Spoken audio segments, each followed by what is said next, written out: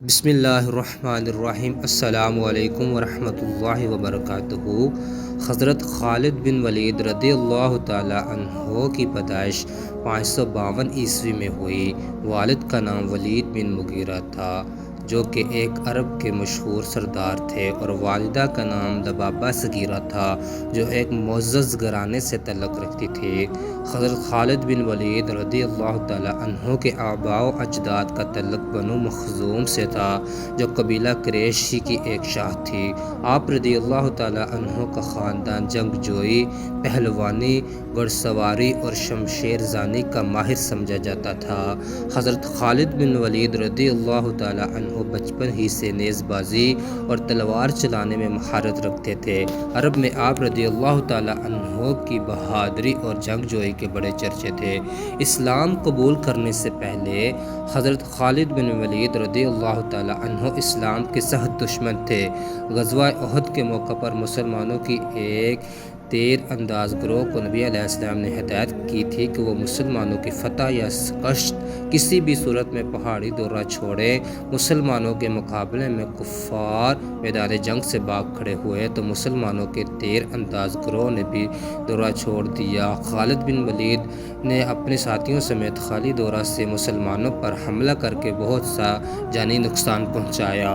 حضرت خالد بن ولید رضی اللہ تعالی عنہ نے کئی بار نبی اکرم صلی اللہ علیہ وسلم کو قتل کرنے کی کوشش بھی کی ہے لیکن کامیاب نہیں ہوئے۔ ایک دفعہ نبی اکرم صلی اللہ علیہ وسلم نماز پڑھنے میں مصروف تھے کہ خالد بن ولید رضی اللہ تعالی عنہ نے کئی بار حملہ کے لیے آگے بڑھے لیکن ہر بار ایک غریب کی طاقت نے انہیں ایسا کرنے سے باز رکھا ہے جس پر انہیں یقین ہو گیا کہ نبی اکرم صلی اللہ علیہ وسلم اللہ تعالیٰ کے سچے نبی اور رسول ہیں۔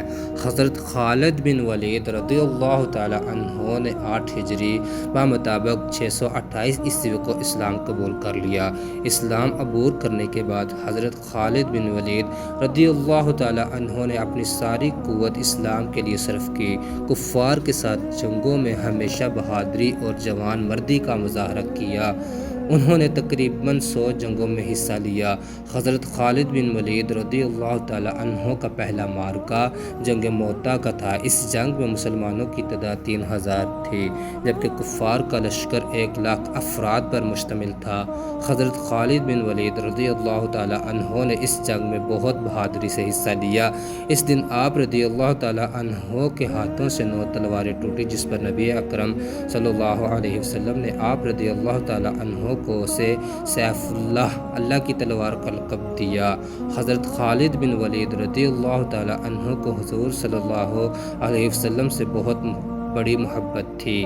آپ رضی اللہ تعالی عنہ ہمیشہ ماضی کی اسلام دشمنی پر شرمسار اور رنجیدہ رہتے تھے اور نبی اکرم صلی اللہ علیہ وسلم سے معافی مانگتے رہتے تھے۔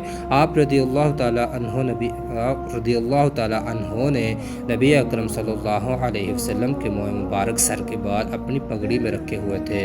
حضرت خالد بن ولید رضی اللہ تعالی عنہ جب بھی میدان جنگ میں اترتے تو وہی پگڑی سر پر سجا لیتے تھے اور اس پگڑی کو اپنی جان سے بھی زیادہ عزیز رکھتے تھے۔ حضرت خالد بن ولید رضی اللہ تعالی عنہ نے بہت سے جنگ میں حصہ لیا اور بہت سے لوگوں کو مارا۔ اس کے جسم کا کوئی حصہ ایسا نہیں تھا جس پر تلوار، خنجر، نیزہ یا تیر کے زخم کا نشان نہ تھا۔ میدان جنگ میں آپ رضی اللہ تعالی عنہ جذبہ شہادت لے کر جاتے تھے لیکن شہادت عمر رضی اللہ تعالی عنہ کی نصیب میں نہ تھی۔ آخری وقت میں بھی آپ رضی اللہ تعالی عنہ کی یہ خواہش تھی کہ کاش میں بوڑھے اونٹ کی طرح نہ مرتا بلکہ میدان جنگ میں شہادت کی موت مرتا۔ حضرت خالد بن ولید رضی اللہ تعالی عنہ کا مزار ملک شام میں ہے۔